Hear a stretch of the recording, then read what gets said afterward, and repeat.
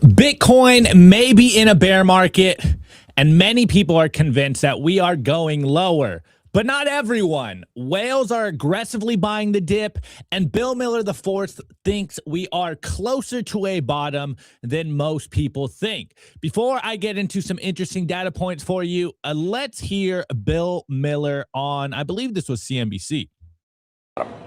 That's how I teased it. You have a number in mind. What is it?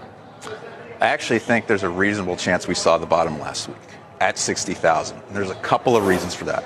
First and foremost, $60,000 is the cash production cost for a new Bitcoin. Okay. So what happens is when you get below that, the weak miners start going out of business, they shut down, and they're the main source of marginal selling pressure. So when the weak hands are out, okay, you have a less selling pressure and it's likely to put in a bottom. The second reason is Bitcoin trades on global liquidity. And if you look at when it peaked in the fall, it just so happened to be the exact same time that the Fed noticed huge stresses in short-term funding markets that effectively created an entire 180 on monetary policy. So if you look at what the Fed was doing in the fall, they were allowing $50 billion a month to go off of their balance sheet, just drain away.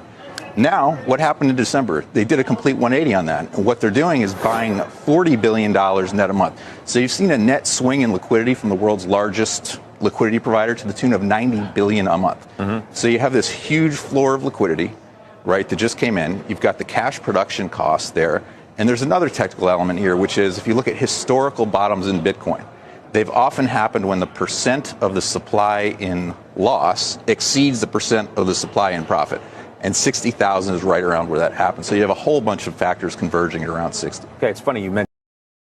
Well, if you're not familiar with Bill Miller, he was a billionaire. He hit the billionaire status. I think his net worth's roughly around 500 million. He's a longtime Bitcoiner. He even got his dad to his a legendary Wall Street hedge fund asset manager into Bitcoin. He is a billionaire. So Bill Miller, I think, has been in the space for a while, and you could consider him a Bitcoiner. And he's got a much bigger platform than just an average Bitcoiner. Yes, you could say he's a suit coiner, but when he says things, you tend to listen to them. This is signal here. Now, one point that I do want to say before I break down what cost production is and what those numbers are, because I don't think many people have really heard that idea much, is the second point he made, which is the liquidity. Currently, we are in this not QE environment, but it is a fundamental difference from where we were a few years ago, where it was a quantitative tightening, where the liquidity wasn't expanding. Now we are starting to see liquidity expand, and I think that's only going to increase going into the midterms. If you aren't political, if you understand just one basic thing about where we are politically speaking right now, is the Trump administration is not doing very well. The polls aren't doing well. They don't have much favorability right now.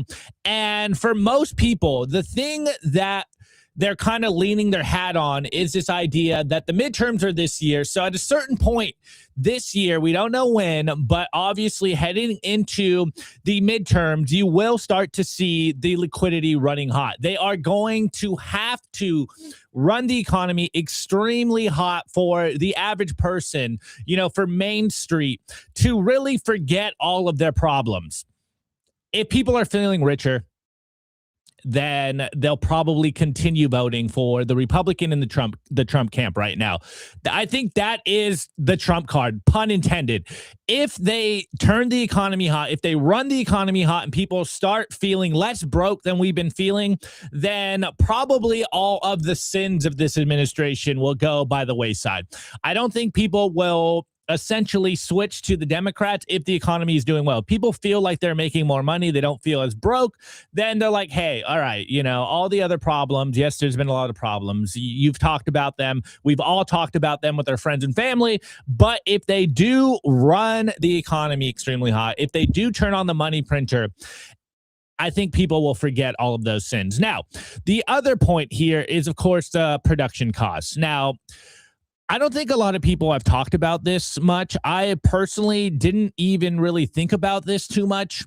But Bill Miller's not the only one talking about this. as you guys know, I do like Charles Edwards. He also is an asset manager. He runs his own hedge fund. He's a huge Bitcoiner, though recently he has been jumping on the quantum computing FUD stuff, saying that Bitcoin needs to update right now. This is why a lot of the institutions are backing away from Bitcoin, though we are seeing some other clips from CNBC, from national news, essentially saying that the institutions are not pulling back because of quantum computing FUD. This is actually not something that they really think about, because if you really understand the quantum computing FUD, you realize, look, if that is a concern, if quantum computing does get to a point where they are going to crack all of this technology, the whole world is in peril. So I think we still have time for the quantum computing FUD. I think the push for, Bitcoin being updated to be quantum resistant, I think they're a little early. I think that hype is overblown. I don't think that that's really the biggest concern right now. I think it's just the price sentiment. And I do have a great clip from Pierre Rochard that I'm going to play in the numbers, which right here is like, left side of the bell curve, right side of the bell curve combined here. Anyways, the cost of production. Here we go. We got a tweet here. Obviously, Charles Edwards, he does have this bearish sentiment right now because he has been doubling down on the quantum FUD, and he goes, this is not good. As the Bitcoin miner exodus continues, production cost has collapsed to 69K, and this was about 2 weeks ago. So I have the updated charts for you guys. Electrical cost is 55K. This has expanded the potential range for near-term downside. And let me zoom in. What was the price? The price at that current time was 84K. So he actually kind of called it. I think he called the crash.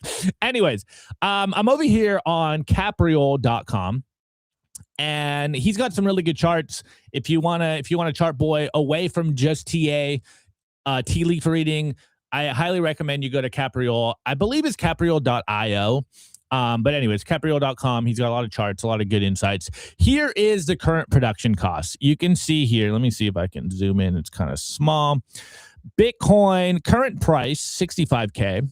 Bitcoin miner price 88,000. Production cost $72,000, so it went up a little bit, and the electrical cost is currently $57,000. So we're currently in that deep value range right now, which makes me think that a lot of the calls, and of course, my co-host who isn't here today, he has been calling for like the 40K range because of the historical patterns of Bitcoin, where once it hits an all-time high, it goes 70, maybe 80% correction. And that does tend to make you think that it would go into the 40K range. Though, I think the reason I was so bullish when we hit 126 is because I do fundamentally think things have changed. I know it's wrong. On this time is different. I'll take the pie on the face. I was wrong. All right. I admit it. For everyone that thinks they're dunking on me saying like, oh, these guys are wrong on their predictions, I get it. Hey, we were all wrong, I think, this year. I think very few people called last year, sorry. I think very few people were actually able to predict what was going on. Yes, as the saying goes, a broken clock is right twice a day. I fundamentally like to stay bullish. I think there is more ROI, more upside to always being bullish. Yes, I'm wrong when the price crashes. But anyways, we're currently in that deep value range. Now, my thesis was, since the institutions got into Bitcoin, since there is this seemingly quiet bid from institutions, nation states, sovereign wealth funds, that things have fundamentally changed. And as we covered the other day, Jack Mallers made a very good point that Bitcoin is following the BlackRock software ETF almost to a T for the last 5 years. What does that make me think is going on? Well, it further strengthens my thesis on what's going on with Bitcoin, is that it's no longer being run by just retail, that the institutions are completely in control of the Bitcoin price. Hence why I think, and I've been saying, and I was taking a premature victory lap by saying, oh, look, Bitcoin's going sideways. We're not going to crash. I'm right. this makes me think that this is the bear market currently, that 60K was the bottom, that from here on out, yes, the bottom hasn't fully formed. We're not going to see a quick V correction on a bottom. It's not going to just go down to 60K and then we're going to start ripping again. We're going to form a bottom over the next few months probably, but I don't think, and again, I'm probably going to be wrong on this, and I'll come back on the show and tell you, hey, I was wrong, okay? I'm updating my thesis, but it feels like we are consolidating around this 60K range for the next couple of months, most likely, to actually form a bottom.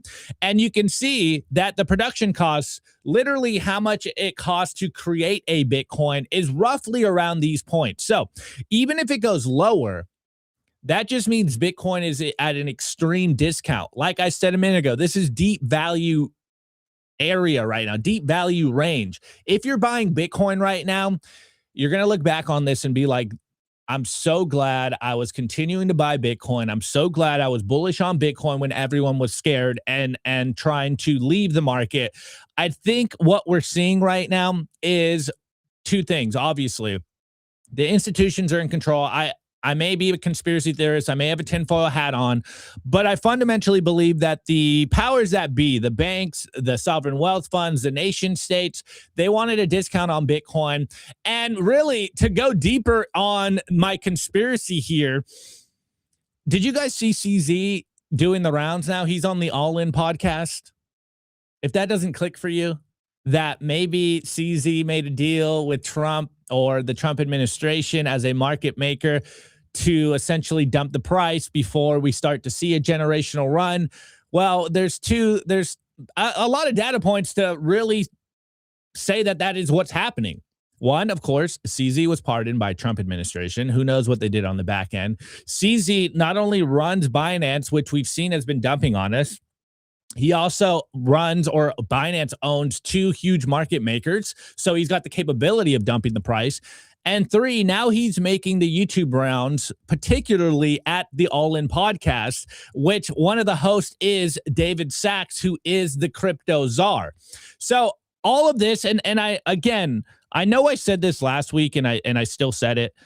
I don't like to necessarily say that there's market manipulation or rather price manipulation on Bitcoin when it's dumping, because at that very same, flip side of the coin is there's market manipulation when it's on the upside. But it does feel like there was a coordinated dump on Bitcoin. So, some entities can get into Bitcoin, do a position in Bitcoin, and it all aligned very, in my mind, again, maybe I'm not right now, but I think I am right here. The Wall Street institutions, the banks, the nation states, they're all making their announcements. They're all trying to get regulatory clarity through. They're all trying to position themselves. And it just so happens that when all these huge announcements came out, like the Bitcoin price dumped. My favorite example is the Bitcoin price dumps after JP Morgan FUD strategy. It hits, I forget what price it was, but it was higher than it was today. And then JP Morgan launches their Bitcoin backed loans. It's like, it's hard for me to not see that this is all coordinated. It's basically what I'm saying. So right now is the time to be buying. Is this the time to blow your whole stack? I don't know. I wouldn't do that. As I've been telling you before we dropped the last leg down to 60K, it's like, I'm not going to tell you to catch knives right now. I think now is a good time to deploy capital, maybe budget a little more for this month of February and then see what your expenses are at the end of the month and then deploy capital and just continue to do this until we start to see either the market bottom out or we see some kind of reversal. I think that's probably the best way to do this. So when you do deploy some fiat, some capital, you are getting a big chunk. Or if you're, you don't really care about the price, you just DCA every day, every week, et cetera, et cetera, et cetera. Now, going further, again, this isn't just, a few hedge fund investors making Bitcoin predictions and saying, hey, maybe we've seen a bottom. We are starting to see on chain that whales are accumulating at 60K prices, which is, again, further saying, hey, people are starting to enter the market. Now, are they going in full? Are they buying mass amounts of Bitcoin currently? I wouldn't say mass amounts, but it does seem like there is people waiting on the sidelines, but they are starting to deploy capital, which does make me think that, hey, maybe that 60K was one of the bottoms, or rather is the bottom. Here we go. This is on Yahoo, but it is a Bloomberg article. And this also was posted by Walter Bloomberg. I don't know if you know that Twitter account, but he's a Bloomberg analyst. Anyways, the headline is Bitcoin whales are buying again as other investors are retreating.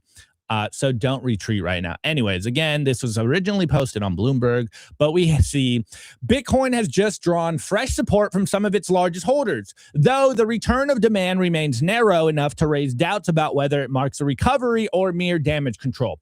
That, I think, is the broader perspective right now, the broader consensus. A lot of people are seeing the 60K price and we're like, are we going lower? It feels like we're going lower. It feels like this is depth of the bear market. I don't know if you guys are feeling that.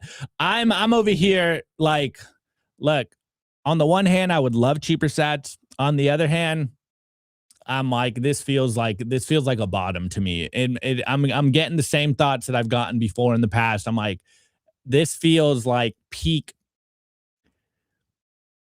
disillusionment. This is peak, just like utter devastation, even though it could get worse, but you're just like, man, last year was such a disappointment. Here we are at the start of 2026. We're at 60K.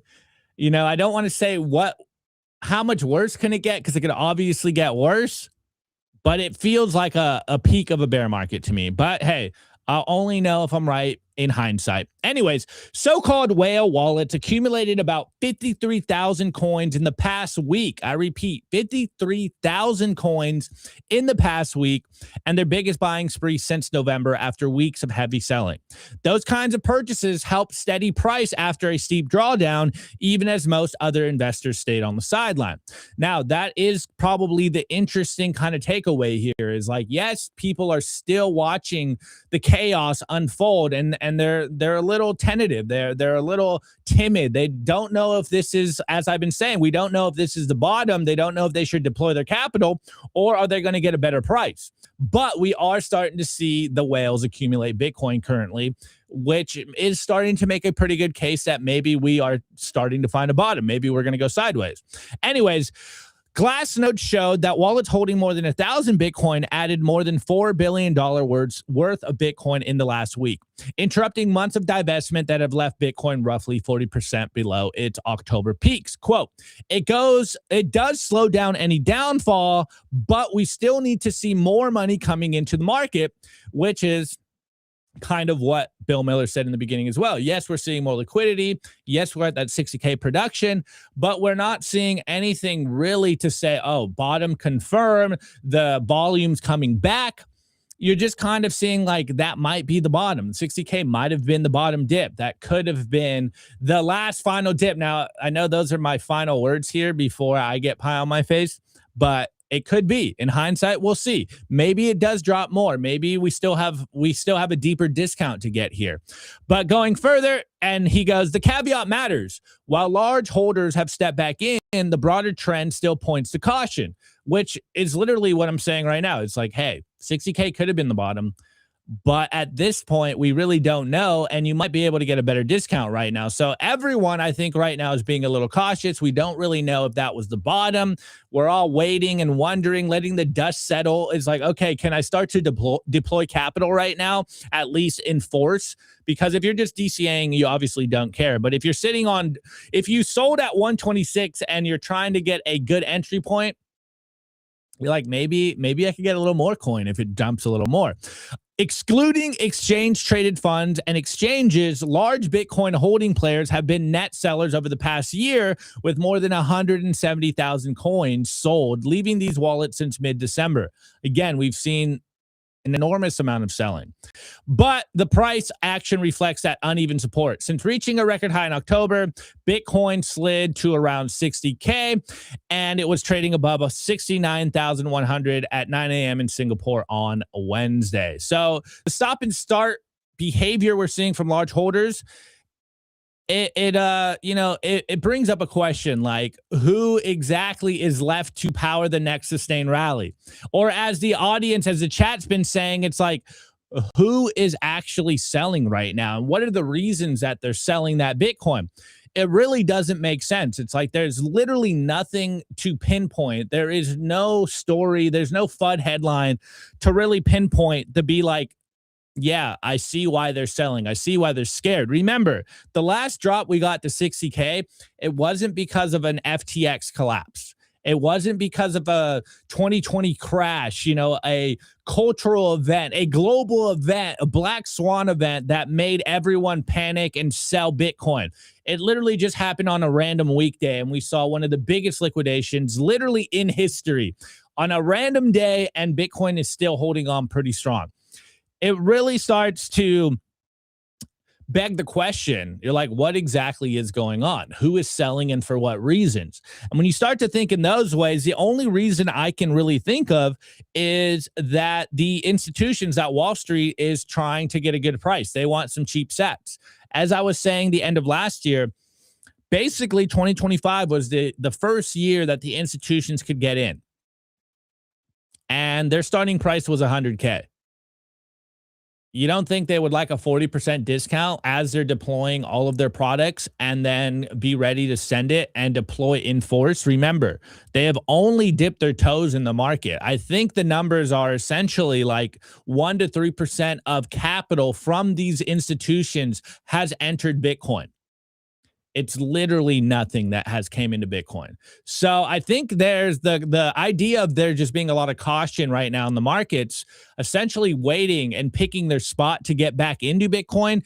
It seems to be, again, the kind of, I'm blanking on what that one quote is of, don't attribute to malice what you can attribute to like kind of stupidity.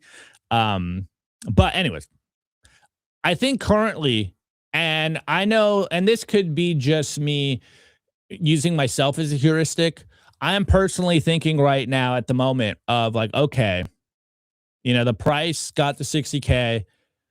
It's looking like a good value to get back into Bitcoin. I haven't really been able to buy too much Bitcoin recently because I'm out of fiat. So now I'm like, okay, let me budget a little bit. Let me save a little bit. Let me see what my expenses are at the end of the month. And maybe I can start to deploy some capital back into Bitcoin. Maybe I can start to get real chunks of Bitcoin instead of, my $100 buying me like 100, less than 100,000 sats. And I remember buying 1 million sats for $100. Now I'm like, all right, hey, look, if we drop lower, maybe I can actually pick up a significant chunk. Maybe now is the best time to be buying. Of course, bear markets are when the legends are made. Everyone that you've known in Bitcoin, anyone, if you're newer, that you kind of respect in the space, we've all earned our stripes in the bear markets. Bull markets are fun because your net worth goes up. You feel richer. You can point to your friends and family and be like, I told you I was right. The bear market is the opposite. It's where the world calls you an idiot. It's where your friends and family start laughing at you. But that's when you can pick up Bitcoin on discount. Bitcoin isn't going to zero. I think at this point, we could all agree it's not going to zero.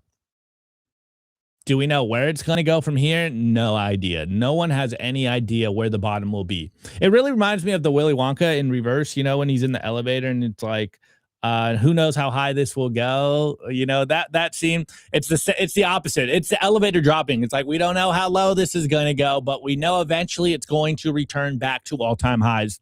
It might take longer than we thought it would, but it's not going away. If last year taught us anything, it's that Bitcoin is starting to seep into every facet of the world. And I do have a good kind of, I have a meme for you guys on the culture for today from Lynn Alden, kind of explaining maybe the cultural dichotomy we're seeing right now. Yes, Wall Streets are here, or yes, Wall Street is here. Yes, the institutions are here. And there is a concern over, is Bitcoin losing its soul? Is Bitcoin being co-opted by Wall Street? Is Bitcoin not what the cypherpunk OGs thought it was? And I venture to say the opposite. I think Bitcoin is doing exactly what it was designed to do. Yes, there's new suit corners in the space. Yes, there's a lot of interest coming from people that for better or worse, or rather to describe it in a certain way, we may have labeled as our enemy, but we've seen them capitulate on Bitcoin now. So I don't think they're here to try to tank the price of Bitcoin. I think the institutions in Wall Street are here to try to centralize as much Bitcoin as possible, because that's where they think they can get their power. Try to re-centralize this, try to hoard as much of this new technology, this new money as possible. And then this is how we can maintain our power structures. But the majority of Bitcoin is being held by people like you in self-custody.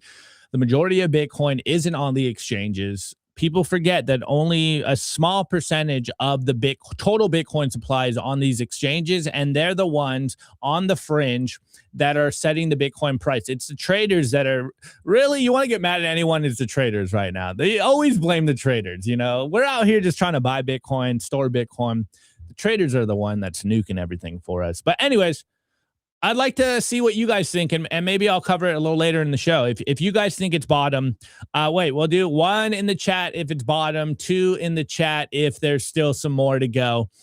Anyways, going further, like I said earlier, I have a great Pierre Rochard clip, which this is, you know, some days you just got to play clips to be like, look, I am vindicated here.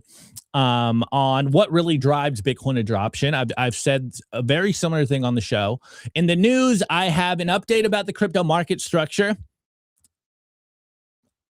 It is what it is. And then to wrap up the show and the culture, I have an interesting kind of back and forth from George Selgin and Lynn Alden, which I think sums up a lot of the things I've been saying on the show. So that's the breakdown for today's show.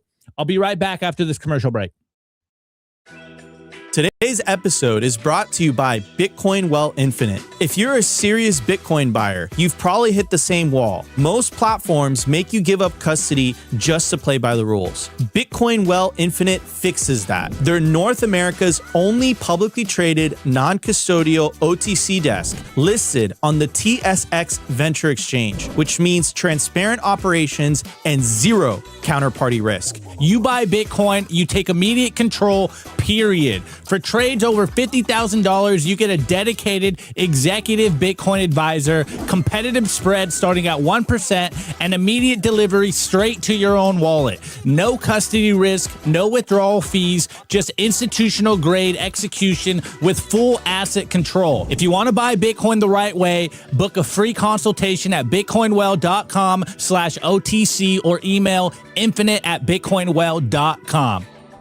I want to give a shout out to our partner, StampSeed. Is your Bitcoin in cold storage really secure? Are your seed phrases really secure? StampSeed's do-it-yourself kit has everything you'll need for you to hammer your seed words into commercial-grade titanium plates, instead of just writing them down on paper. Paper is fragile. Titanium plates are strong. Your words are actually stamped into the titanium plate with this hammer and these letter stamping tools. Once the words are in, they aren't going anywhere. No risk of the plate breaking apart and pieces falling everywhere. Titanium stamp seeds will survive nearly triple the heat produced by a house fire. They are also crush-proof, waterproof, non-corrosive, and time-proof. And now you can customize your titanium seed plates. You can upload your design or logo, and they will laser engrave it on the back of your seed plate, the opposite side of where the words are. Stamp your seed on StampSeed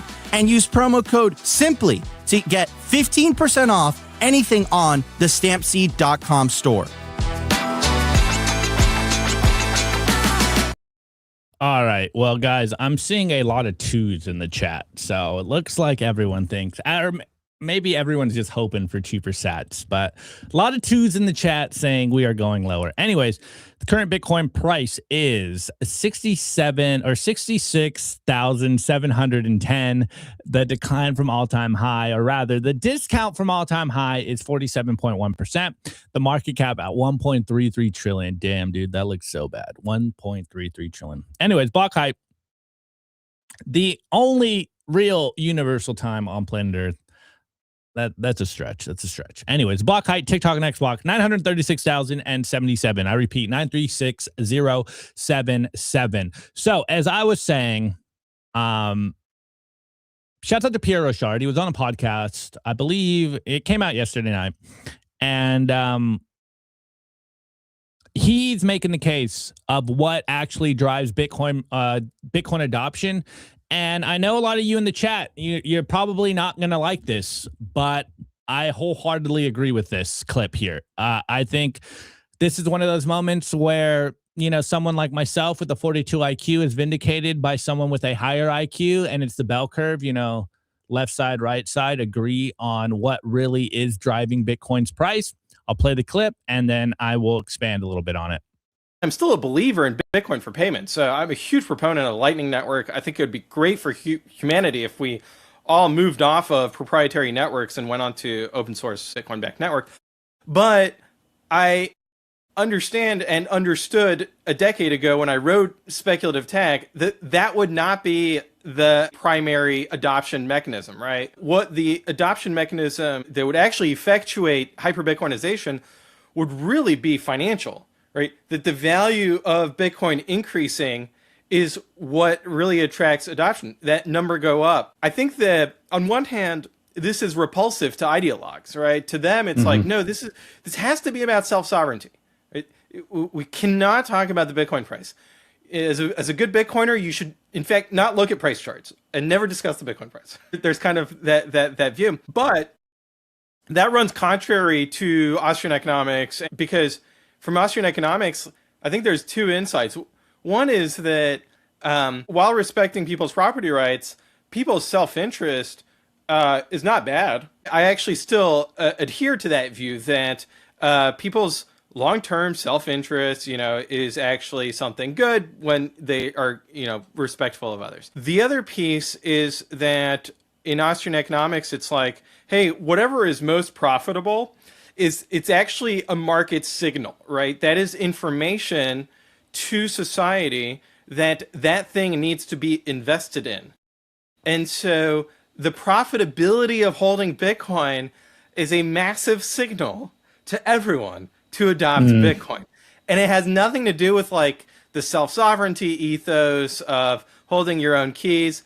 That's irrelevant because like from an economic analysis, the reason to hold your own keys is because the expected value of holding your own keys is greater than the expected value of not holding your own keys, right? So, if you think you're going to lose all your money from a Mt. Gox, like you multiply the probability of that happening, and that's why you hold your own keys, versus the probability of you shooting yourself in the foot and, locking yourself out of your Bitcoin. Purely subjective decision making, not ideological at all, right? It's purely an economic calculation. And that's kind of the lens through which I try to approach Bitcoin and analyze it. And I think that's why speculative attack has been timeless, is that it's based on first principles economic analysis. It's not based on like what I want Bitcoin to be, even though it turns out that's what I want Bitcoin to be. I love Pierre. Shouts out to Pierre. He's one of the goats. Again, there's a few people I can attribute to even being here today, and Pierre is one of them. Anyways, going back to the conversation. I know you guys don't like this. I know the Bitcoin cult, if I can use that, loves to think in memes. And I know we all had the, one Bitcoin equals one Bitcoin from Andreas Antonopoulos years ago. But in reality, like even guys, the one Bitcoin equals one Bitcoin, it makes sense to me because I'm a Bitcoiner, but it doesn't make sense to an average person. It's self-referential.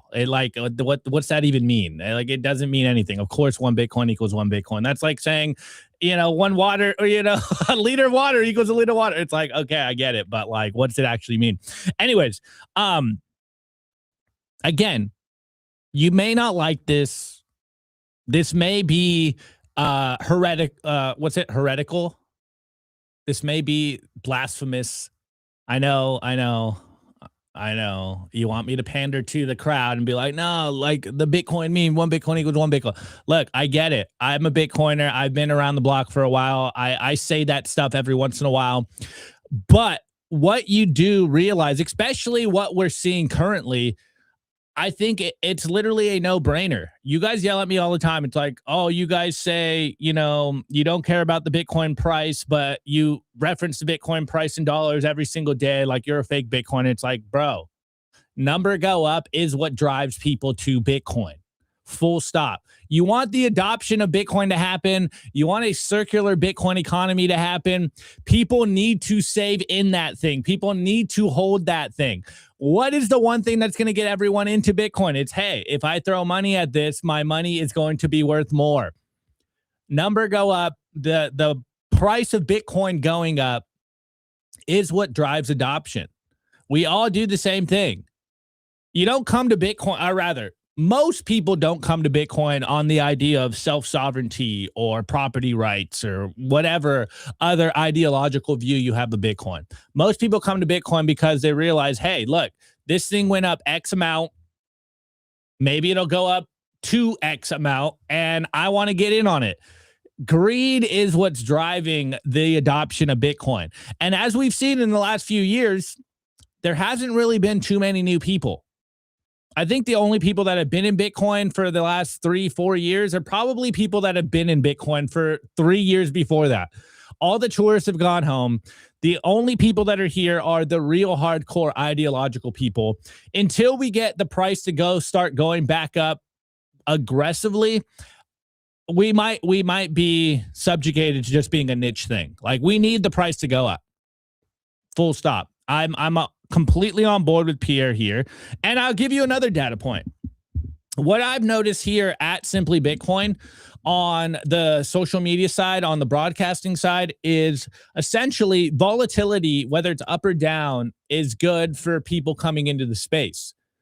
If the price goes up, people want to watch Bitcoin on YouTube or Bitcoin content. If the price goes up, the Twitter account goes crazy. People want to be updated on Bitcoin.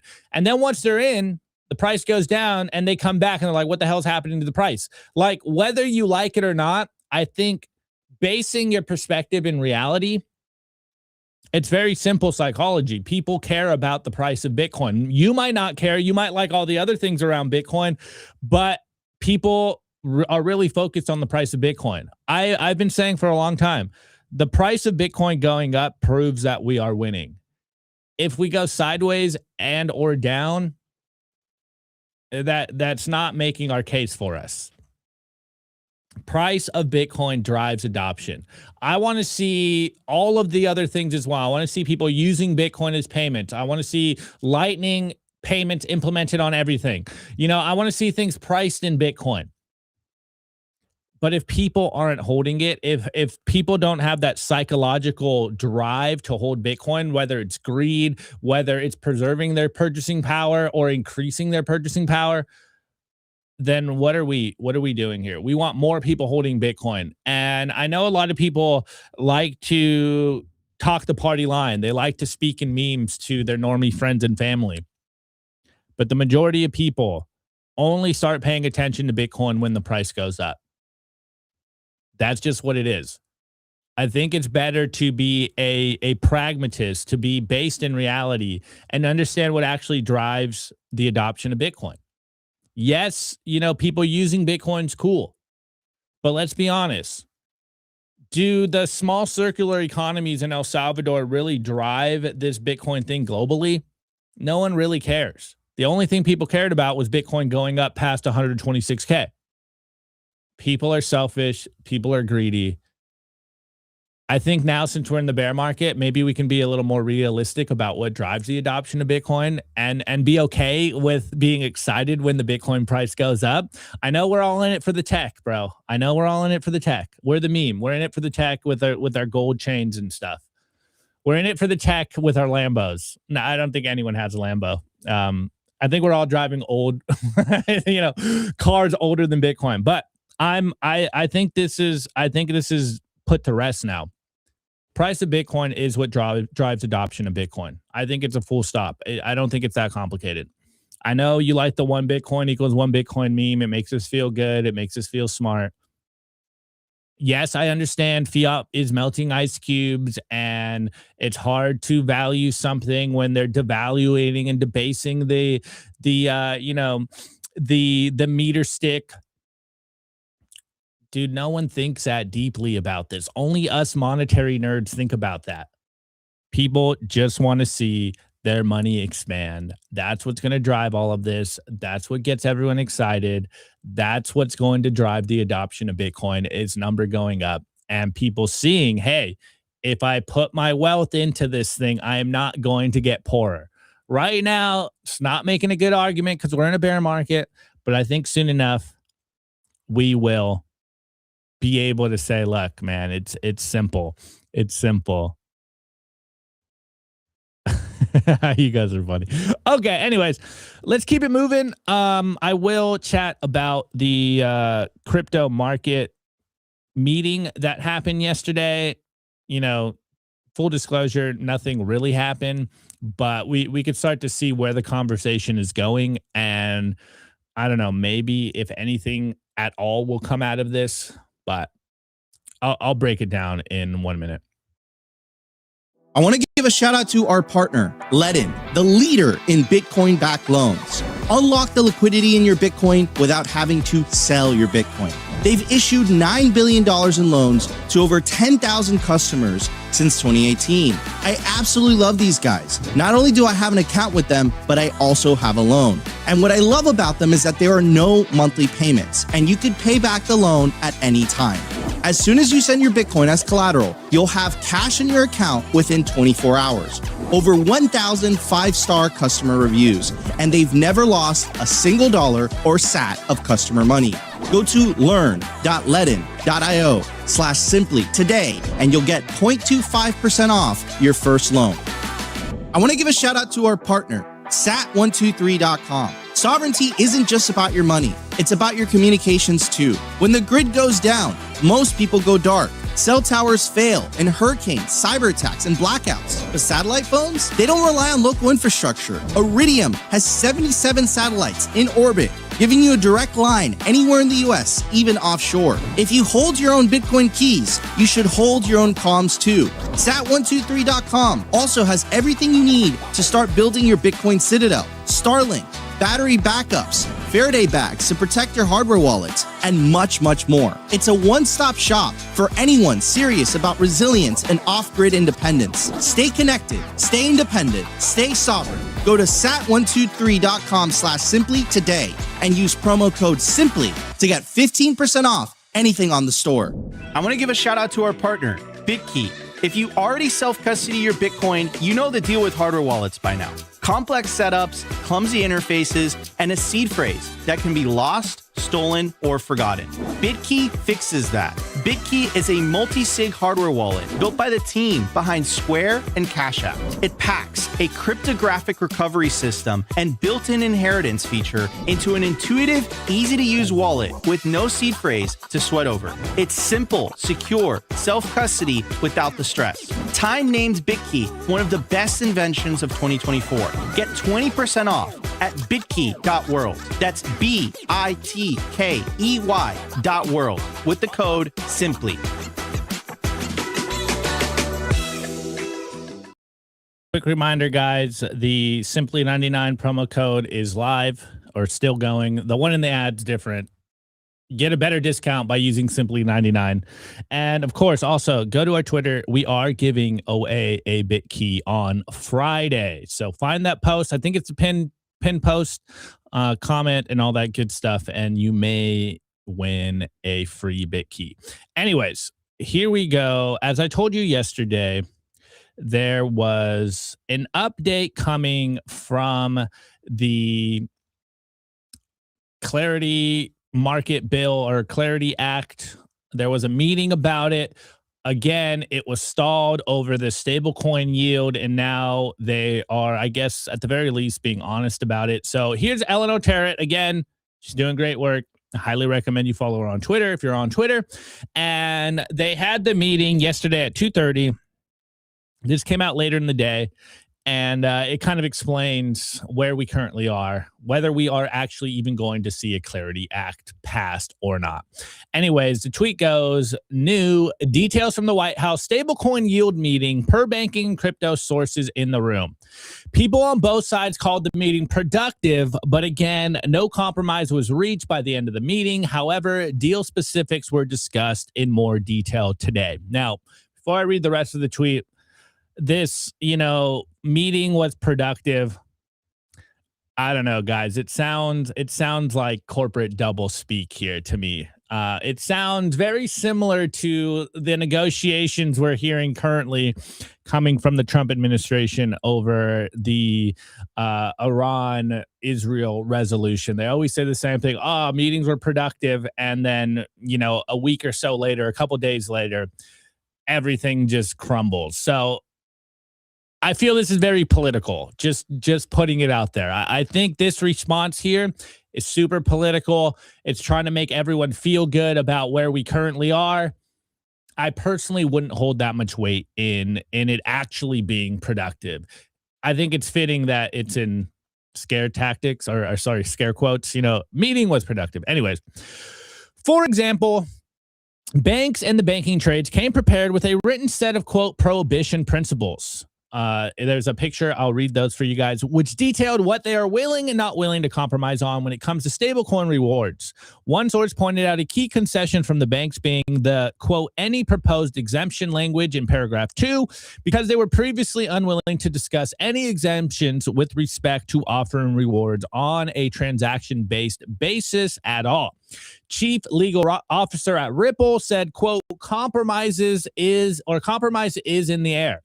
There was heavy focus on so-called, quote, permissible activities, aka what kind of activities could be allowed in order for crypto firms to offer rewards.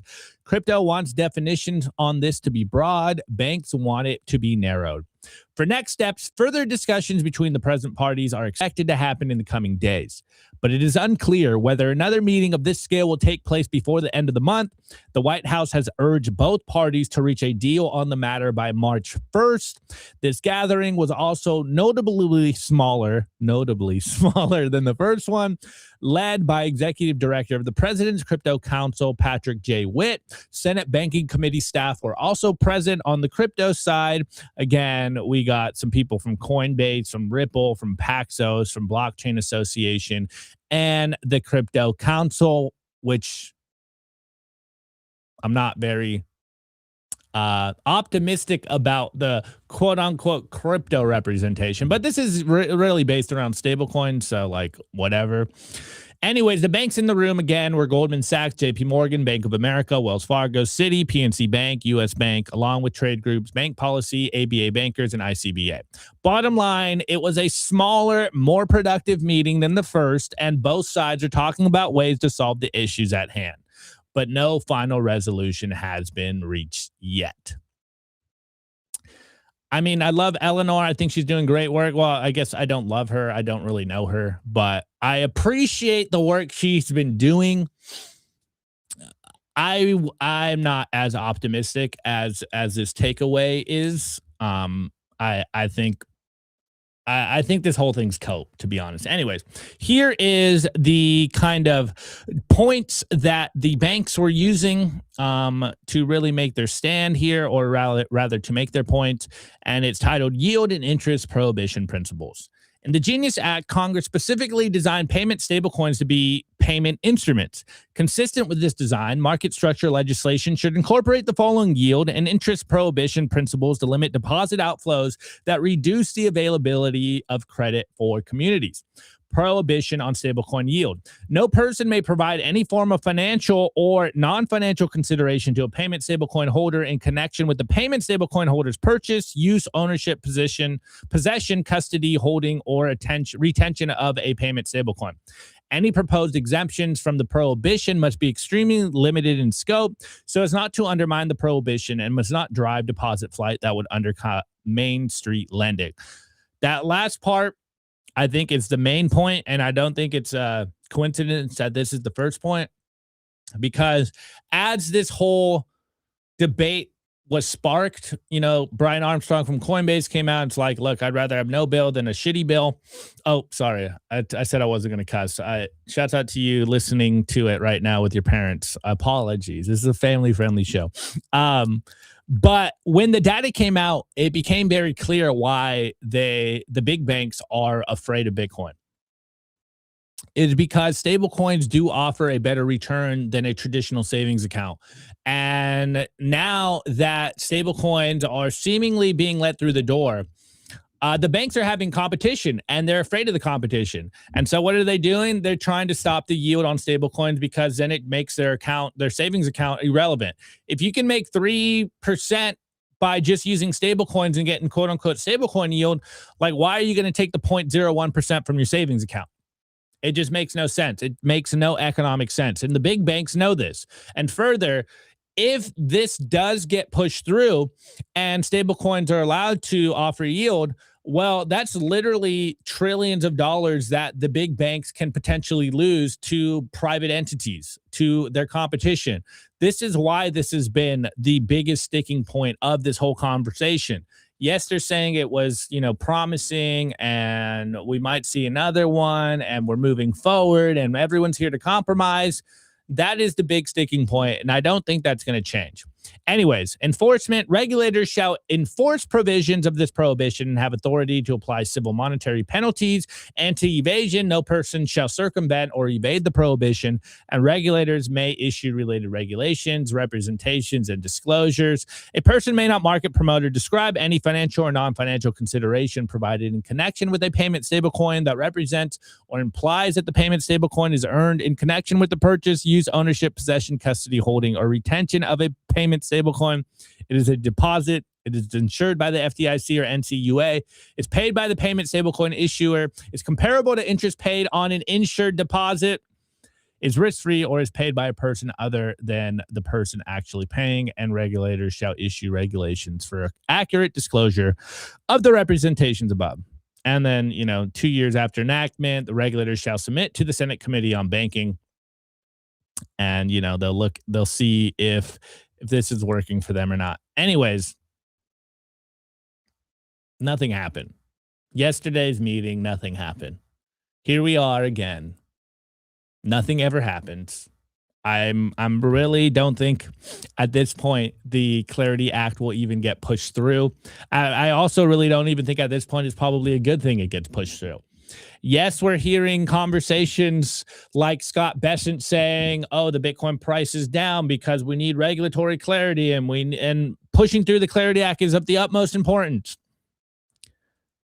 I really don't think that that's what's going on right now. I don't think this is probably going to go through. I think it was DOA after the whole Brian Armstrong debacle. Now they're all coming back to the table. It's all going to be hung up on stablecoin yield, which to us Bitcoiners were like, we don't even care. What are we even doing with stablecoins? We'll see what happens. I guess the next meeting, March 1st, we'll see if that even happens. We'll see if they put another meeting on the books before that. I don't, at this point, you guys know how I view this. I don't think this is going to happen. I think it's being held up because the big banks don't want to see this happen. They're afraid of competition.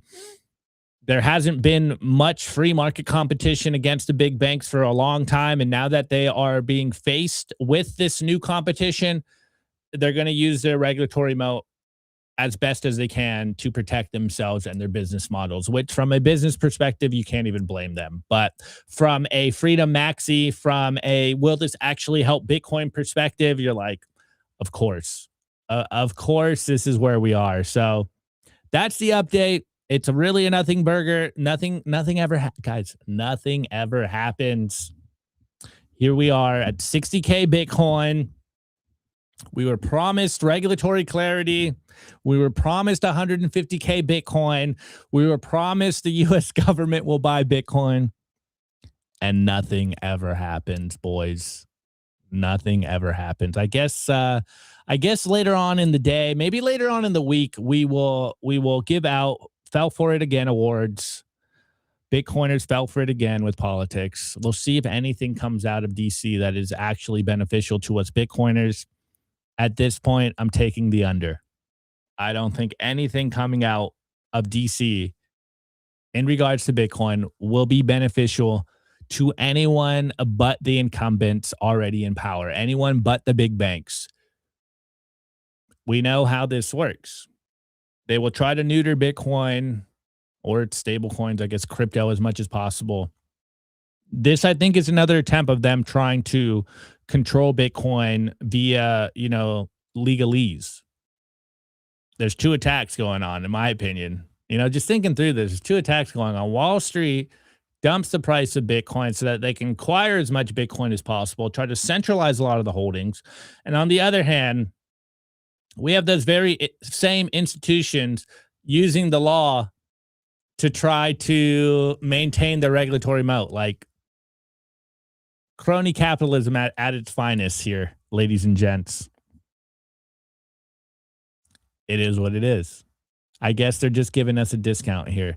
Just continue to stack Bitcoin, continue to accumulate that Bitcoin, continue to take Bitcoin into self-custody. This is how we win. All right, guys, let's get into the last portion of today's show. I want to give a shout out to our partner, HIVE Digital Technologies. Fueled by clean energy, HIVE has quadrupled its global Bitcoin mining footprint and channels that same scale into high-performance compute, where their AI cloud is now ranked #1 in the world for network performance. At HIVE, you've got dual engines, Bitcoin and AI humming, roaring, accelerating in unison. They're lean and mean, they're green and clean, and they're rewriting the playbook on sustainable digital infrastructure. You can catch the latest buzz at Hive Digital Tech or at hivedigitaltech.com.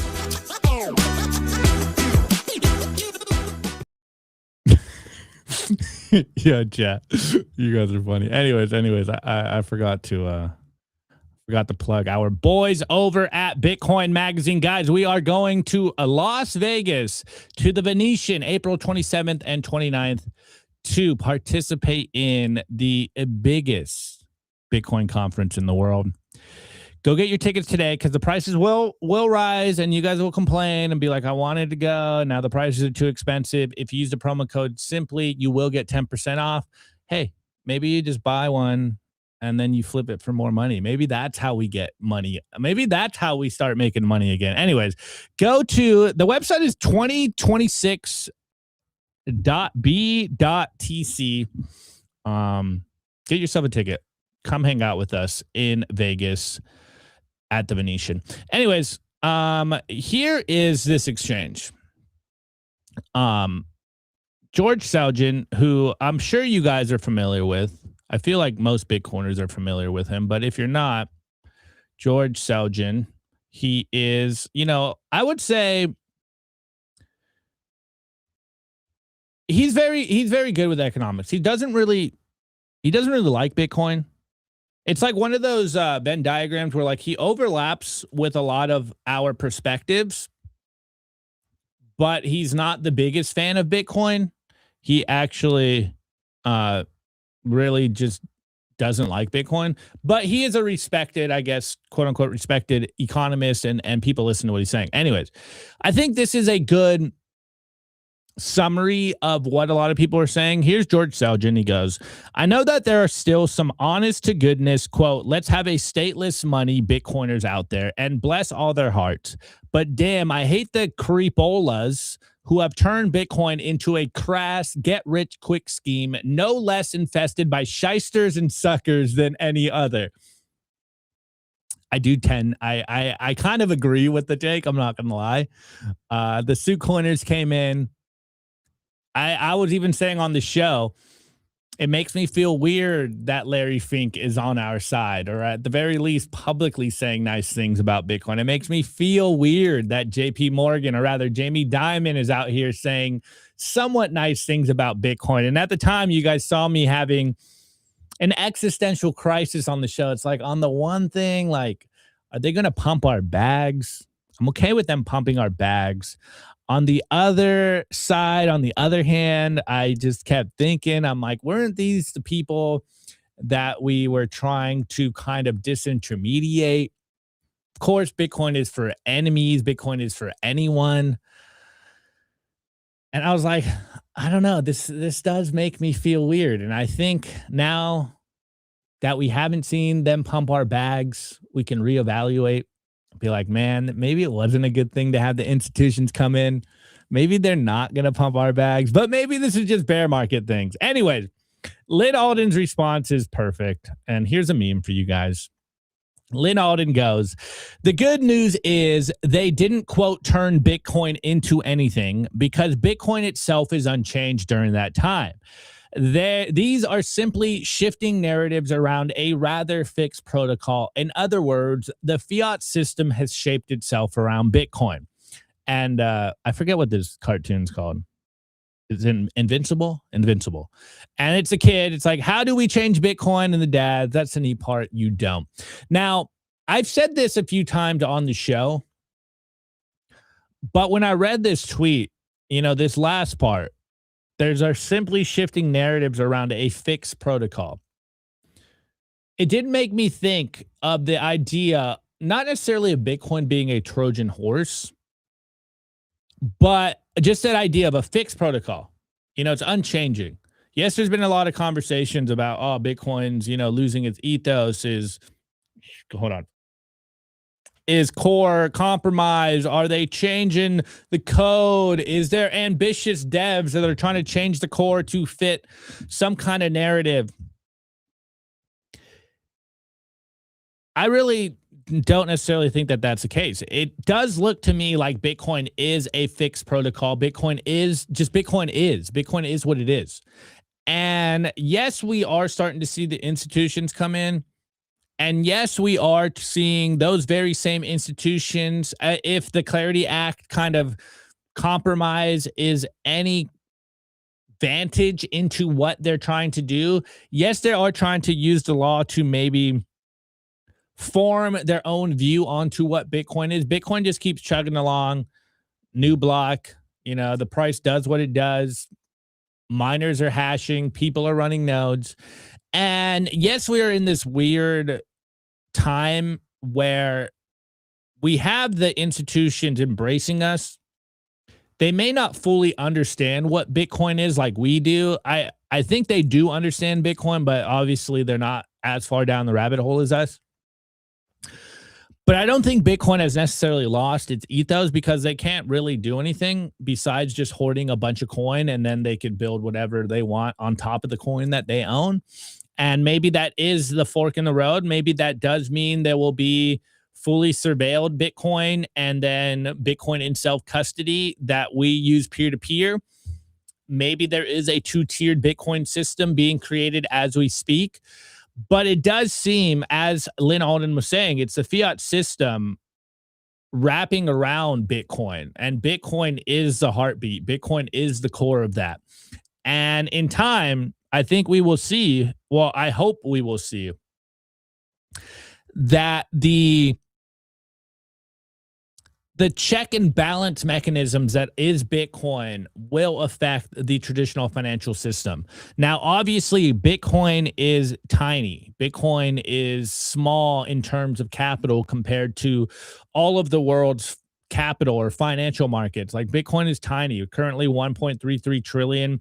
Like it's not even in the top 30 of all assets anymore. Maybe it's like 28th or 29th right now. Like Bitcoin is tiny, but you're still seeing the gravity of Bitcoin. It is not only capturing the imagination of Wall Street or anyone in finance, but it is also like its gravity is forcing traditional finance to adopt certain Bitcoin narratives or adopt the Bitcoin idea. And maybe it's like two magnets right now and they're fighting each other, but at a certain point, Bitcoin will engulf the traditional financial system. That's probably decades down the line.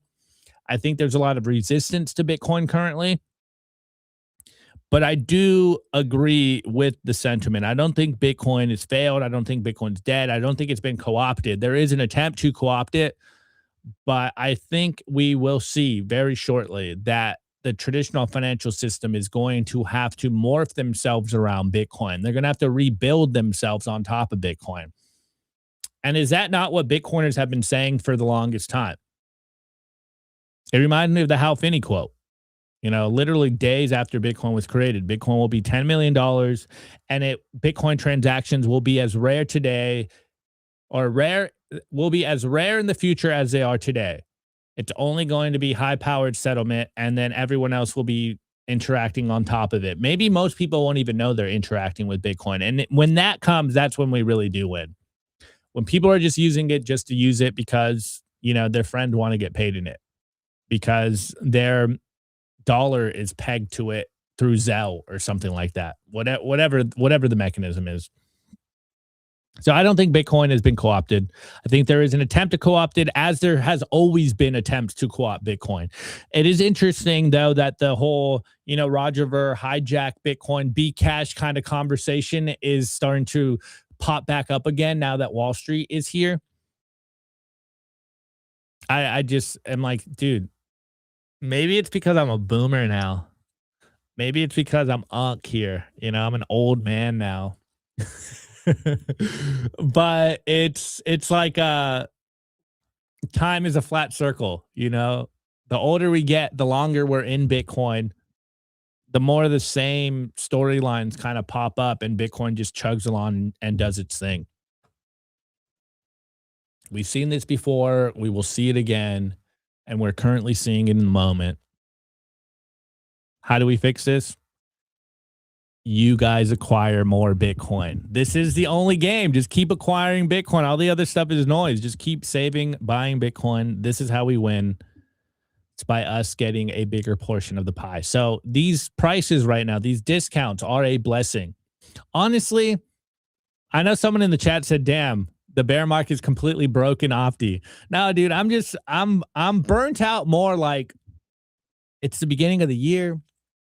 I really want some like banger news stories, because that's what's like fun to talk about on the show. It's like, yo, all right, check this out. But the optimistic view of all of this is like, hey, we get cheaper Bitcoin. I was going to say Bitcoin and discount. We get Bitcoin on discount. At this point, I'm kind of like, I kind of hope Nico's right. I kind of hope we get 25K Bitcoin, because then we could stack chunks of Bitcoin. That sounds so much more fun right now. Like, if we are in bear market territory, if we are in not even fully seeing the entire bear market, not even fully experiencing this dip, Mike, let's just get it over with. Let's hit the bottom. Let's go lower. Let's get some coin again. Let's get some good chunks of coin. Let's make our dollar go further. While everyone's freaking out of Bitcoin going down, I'm like, damn, my dollar's going that much further. I'm like, damn.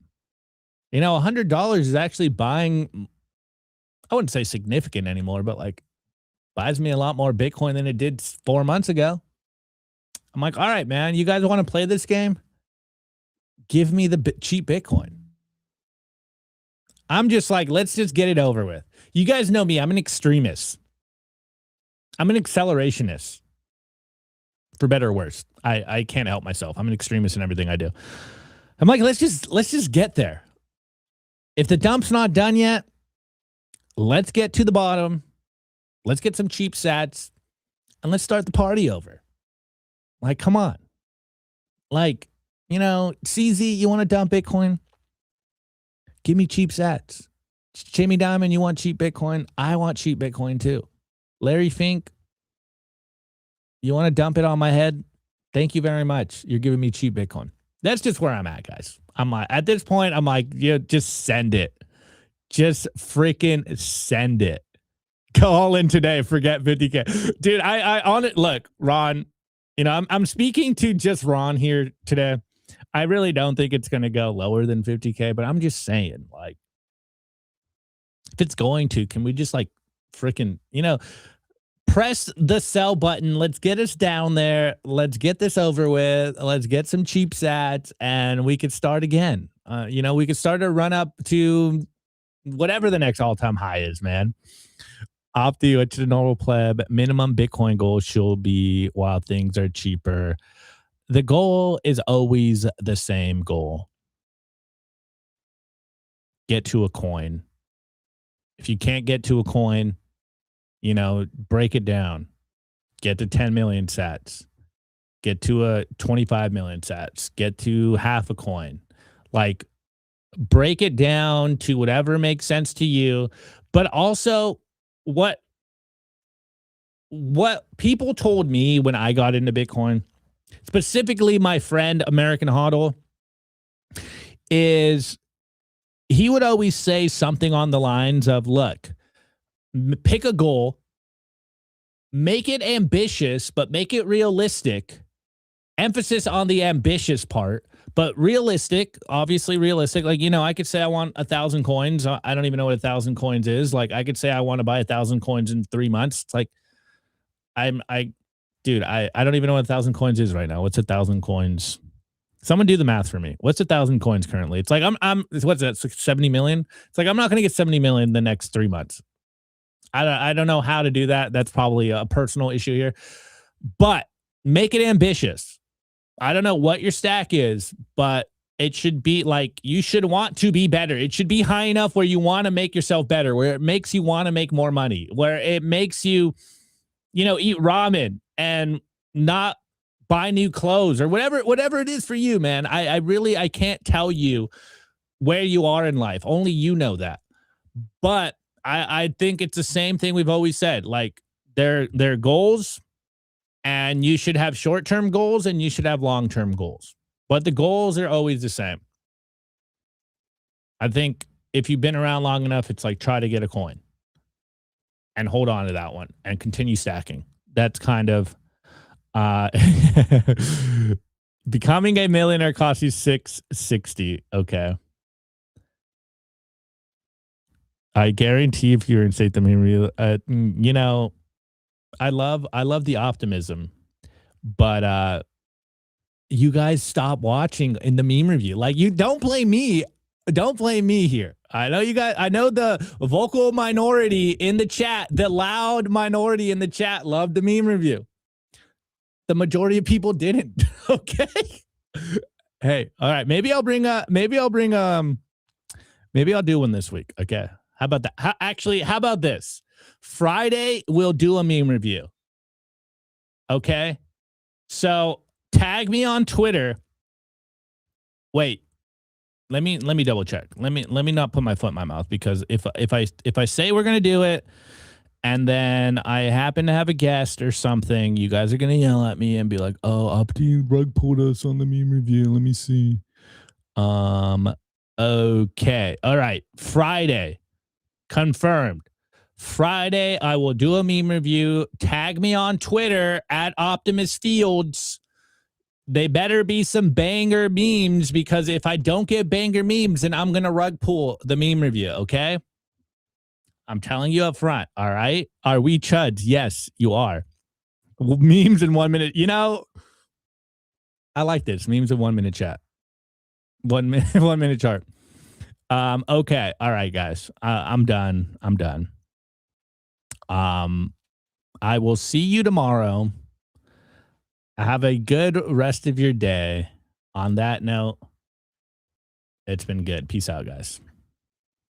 Today's episode was brought to you by BitcoinWell.com, a Bitcoin-only platform on a mission to enable financial independence.